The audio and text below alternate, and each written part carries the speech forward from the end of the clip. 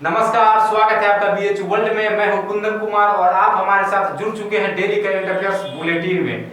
Daily current affairs bulletin में आज हम एक नया प्रयोग करने जा रहे हैं। जी हां, हम सोचे हैं कि प्रत्येक बृहस्पतिवार को आपके लिए विशेष लेकर आए और विशेष में जो हमारा रिसेंटली का जो स्पेशल टॉपिक है हम उस पर चर्चा करें। तो आज हम चर्चा करेंगे G7 पर और उसके बाद रेमन मैग्सेसे पर आज हम चर्चा करेंगे। तो आइए आज हम बात करें G7 पर। आप अपने नोटबुक में लिख लेंगे G7 आखिरकार है क्या। वर्ष 1970 का दशक था। पूरे विश्व में आर्थिक मंदी छाई हुई थी। तेल के दामों में बेतहाशा वृद्धि हो रही थी। तब विश्व के 6 बड़े अर्थव्यवस्था वाले देशों ने विचार किया और उन्होंने एक संगठन की नींव रखी जो कालांतर में G7 के नाम से जाना जाता है। G7 में पहले 6 देश शामिल थे और इसको पहले G6 के नाम से जाना जाता था। और हम आपको बता दें कि G7 की स्थापना फ्रांस के राष्ट्रपति हुआ करते थे। इसका नाम आपको लिख देते हैं, वैलेरी। इनका पूरा नाम था वैलेरी जिस्कार्ड डी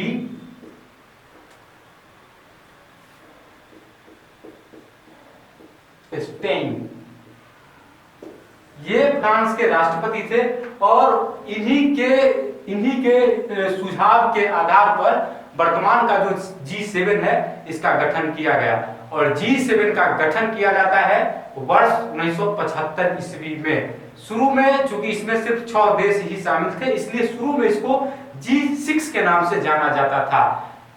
G6 के अगले सम्मेलन में जब 1976 में इसका अगला सम्मेलन आयोजित किया जाता है तो इसमें कनाडा भी शामिल हो जाता है और कनाडा के शामिल होते ही यह G7 के नाम से G7 के नाम से इसको लोग जानने लगते हैं। इसके बाद वर्ष 1997 ईस्वी में इसमें एक और देश शामिल होता है जो रूस होता है। 1997 ईस्वी में G7 में रूस भी शामिल हो जाता है और रूस के शामिल होते ही G7 G8 के नाम से उसको लोग जानने लगते हैं। रूस 2014 ईस्वी तक G7 का सदस्य बना रहता है और G7 2014 ईस्वी तक G8 के नाम से जाना जाता है। 2014 ईस्वी के बाद रूस आपसी विवादों को लेकर और आपसी मतभेदों को लेकर G8 से बाहर हो जाता है और जैसे ही रूस G8 से बाहर होता है वैसे ही या फिर G8 से G7 के रूप में परिवर्तित हो जाता है। हम आपको बता दें कि औद्योगिक दृष्टि से संपन्न G7 देशों का 45वां शिखर सम्मेलन फ्रांस में ही इस बार आयोजित किया गया था। G7 अनौपचारिक संगठन है। इसका न कोई मुख्यालय है, इसका न कोई चार्टर है और न ही इसका कोई सचिवालय है। आज तक G7 में भारत को 2 बार आमंत्रित किया गया है। पहली बार G7 के शिखर सम्मेलन में भारत को वर्ष 2013 ईस्वी में आमंत्रित किया गया था और फिर 2013 ईस्वी के बाद वर्ष 2019 में भारत के वर्तमान प्रधानमंत्री श्री नरेंद्र मोदी को G7 के बैठक में आमंत्रित किया गया था। अब हम बात करेंगे कि 45वां शिखर सम्मेलन का आयोजन तो फ्रांस में हुआ। अब G7 का जो अगला सम्मेलन होने वाला है यानी कि 46वां शिखर सम्मेलन जो होगा वह अमेरिका में आयोजित किया जाएगा और यह 2020 ईस्वी में आयोजित किया जाएगा। अब हम बात करेंगे कि G7 में कौन कौन से देश शामिल है। तो G7 में 7 देश शामिल है। G7 में हम पहले ही आपको बता दिए हैं कि इसमें 7 देश शामिल है। अब जो 7 देश इसमें शामिल है हम उसके बारे में बेसिक जानकारी लेंगे कि वो 7 देश कौन कौन है। तो आइए हम सबसे पहले कनाडा की बात करते हैं। कनाडा G7 में शामिल है। आप इसको नोटबुक में लिख लेंगे, हम आपको बोल रहे हैं और आप उसको अपने नोटबुक में जरूर लिख लें। कनाडा, तो इसकी बेसिक जानकारी में हम क्या क्या लिखेंगे। कनाडा की राजधानी ओटावा में है, आप इसको अच्छे से नोटबुक में दर्ज कर लेंगे। उसके बाद कनाडा की जो जनसंख्या है वह 37.4 मिलियन है और कनाडा का क्षेत्रफल है 99.8 किलोमीटर स्क्वायर। और कनाडा के जो प्रधानमंत्री है वह है जस्टिन ट्रूडो और कनाडा की जो करेंसी है वह है कैनेडियन डॉलर। तो यह था कनाडा से संबंधित कुछ विशेष जानकारी जो किसी भी एग्जाम में आपसे पूछा जा सकता है।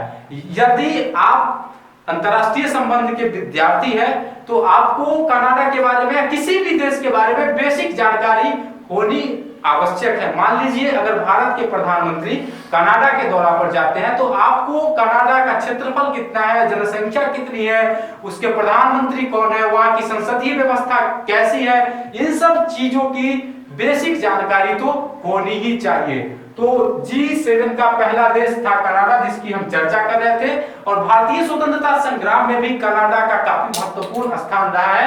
भारत के क्रांतिकारी समय समय पर कनाडा जाते रहे हैं और कामागाटारू प्रकरण का संबंध भी कनाडा से ही है। अब कनाडा के बाद हम बात करेंगे ब्रिटेन। ब्रिटेन से आप अवगत ही होंगे। ब्रिटेन को कौन हिंदुस्तानी नहीं जानता होगा, कौन भारतवासी ब्रिटेन को नहीं जानता होगा। ब्रिटेन की राजधानी है लंदन और ब्रिटेन की कुल जनसंख्या है 67.53 मिलियन और ब्रिटेन का क्षेत्रफल है 2,42,495 किलोमीटर स्क्वायर। और ब्रिटेन के जो प्रधानमंत्री है वह बोरिस जॉनसन है और ब्रिटेन की मुद्रा जो है वह पाउंड स्टर्लिंग है। आप इस चीज को अपने नोटबुक पर अच्छे से लिख लेंगे जो हम आपको ब्रिटेन के बारे में बता रहे थे। ब्रिटेन के बारे में बेसिक जानकारी है जिसके बारे में आपको जानना आवश्यक है। उसके बाद ब्रिटेन के बाद जो G7 का तीसरा देश है वह है जर्मनी। जर्मनी का नाम आपने सुना होगा। जैसे ही आप जर्मनी का नाम सुनते होंगे तो हिटलर की छवि आपके आंखों के सामने, आपके दृष्टि पटल पर उभर कर आती होगी। हिटलर एक तानाशाही शासक था जिसकी वजह से जर्मनी को जाना जाता है। तो जर्मनी भी G7 में शामिल है और हम आपको बता दें कि जर्मनी की राजधानी है बर्लिन। जर्मनी की जनसंख्या है 83.5 मिलियन।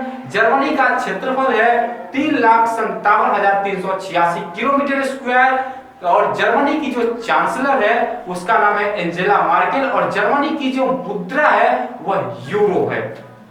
तो जर्मनी की जैसे भारत में प्रधानमंत्री होते हैं और भारत के प्रधानमंत्री कार्यपालिका के प्रमुख होते हैं उसी तरीके से जर्मनी का जो प्रमुख होता है वह चांसलर होता है और चांसलर ही कार्यपालिका का प्रमुख होता है। अब हम जर्मनी के बाद G7 का जो चौथा देश है अमेरिका, हम उसके बारे में अब बात करेंगे। तो G7 का जो चौथा देश है वह है अमेरिका।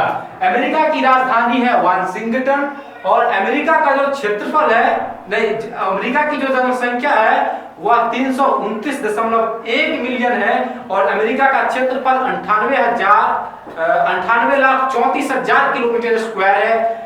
जनसंख्या अमेरिका के राष्ट्रपति है डोनाल्ड ट्रंप और अमेरिका की जो मुद्रा है, करेंसी है, वह है अमेरिकी डॉलर। तो यह था अमेरिका के बारे में बेसिक जानकारी जो सबको जानना चाहिए। और अमेरिका के बाद अब हम G7 के पांचवें देश के बारे में जानेंगे और G7 का पांचवा देश है फ्रांस। यही संस्थापक देश भी है। G7 का संस्थापक देश है फ्रांस। अब हम फ्रांस के बारे में बात करेंगे। जैसे ही फ्रांस की चर्चा होती है, फ्रांस जाना जाता है स्वतंत्रता, समानता और बंधुत्व की लड़ाई सबसे पहले फ्रांस में ही लड़ी गई थी। तो इसलिए फ्रांस क्रांति की धरती है। और फ्रांस की जब हम बात करेंगे तो फ्रांस की राजधानी है पेरिस। फ्रांस की जनसंख्या है 65.13 मिलियन। फ्रांस का क्षेत्रफल है 6,43,801 किलोमीटर स्क्वायर। फ्रांस के राष्ट्रपति है इमैनुअल मैक्रोन और फ्रांस की जो मुद्रा है, करेंसी है, वह है यूरो। अब हम बात करेंगे G7 का जो छठा देश है वह है इटली। अब हम इटली के बारे में बात करेंगे। इटली। जी हाँ, इटली, अगर आप राजनीति को जानते होंगे, राजनीति पढ़े होंगे, तो आप इटली के बारे में जरूर जानते होंगे। इटली राजनीतिक विचारों को, इटली ऐसी जगह है जहां बहुत सारे राजनीतिक विचारकों का जन्म हुआ है। तो इटली की राजधानी है रोम, काफी पवित्र शहर है। इटली की जनसंख्या है 60.55 मिलियन। इटली का क्षेत्रफल है 3,01,340 किलोमीटर स्क्वायर। और इटली के जो प्रधानमंत्री है उनका नाम है गिउसेप कांटे। गिउसेप कांटे। गिउसेप कांटे इटली के प्रधानमंत्री है। और उसके बाद इटली की जो करेंसी है वह है यूरो। अब इटली के बाद हम बात करेंगे जो G7 का एक और देश है, और यह एशियाई देश है जिसका नाम है जापान। टेक्नोलॉजी के क्षेत्र में जापान काफी प्रसिद्ध है। और जापान की राजधानी है टोक्यो। जापान की राजधानी है टोक्यो। जापान की जो जनसंख्या है 126.9 मिलियन है। जापान का क्षेत्रफल 3,77,973 किलोमीटर स्क्वायर है। जापान के प्रधानमंत्री का नाम है शिंजो आबे। और जापान की करेंसी जो है वह है जापानी येन। तो अभी हम बात कर रहे थे G7 के जो जितने भी 7 देश हैं। तो अब हम बात करेंगे आज का जो हमारा दूसरा टॉपिक है उस पर। तो हमारा आज का दूसरा टॉपिक है रेमन मैग्सेसे पुरस्कार। रेमन मैग्सेसे पुरस्कार को एशिया का नोबेल प्राइज भी कहा जाता है। और यह प्रत्येक साल 31 अगस्त को प्रदान किया जाता है। पहली बार यह पुरस्कार वर्ष 1957 ईस्वी में दिया गया था। फिलीपींस के राष्ट्रपति रेमन मैग्सेसे के पुण्य स्मृति में, मतलब जब उनके जन्म दिवस के अवसर पर यह प्रत्येक साल प्रदान किया जाता है। और यह इस बार 2019 में 5 लोगों को प्रदान किया गया है, जिसमें पहले हैं रवीश कुमार। रवीश कुमार भारत के पत्रकार है और एनडीटीवी के मैनेजिंग एडिटर है। रवीश कुमार के बाद एक और पत्रकार के हिस्से रोमन मैग्सेसे पुरस्कार इस साल आया है, जिनका नाम है को स्वे विन। यह भी पत्रकार है और यह म्यांमार से है। और तीसरे नंबर पर जो है वह है अंगखाना नीलापेरजित। ये मानवाधिकार कार्यकर्ता है, थाईलैंड की है ये। और उसके बाद चौथे जो है वह है रेमुंडे पुजांते कयाब। रेमुंडे पुजांते कयाब संगीतकार है और यह फिलीपींस के है। और जो 5वें व्यक्ति है जिनको इस साल रेमन मैग्सेसे पुरस्कार से पुरस्कृत किया गया है, उनका नाम है किम जोंग की। और यह सामाजिक कार्यकर्ता है दक्षिण कोरिया की। अभी तक भारत के जिन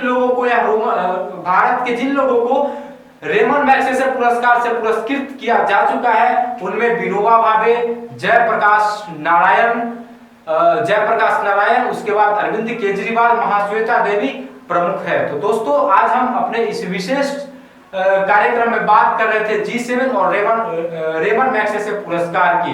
कल फिर आपसे होगी मुलाकात। लेकिन उससे पहले हम आपसे प्रत्येक दिन क्वेश्चन पूछते हैं जिसका जवाब आपको देना होता है। इधर कुछ दिनों से हम देख रहे हैं कि आप हमारे प्रश्नों के उत्तर नहीं दे रहे हैं। जब आप हमारे प्रश्नों के उत्तर दे ही नहीं रहे हैं तो आपसे प्रश्न पूछने का कोई औचित्य नहीं होता है। इसलिए आज से हम आपसे प्रश्न नहीं पूछ रहे हैं। कल फिर होगी आपसे मुलाकात।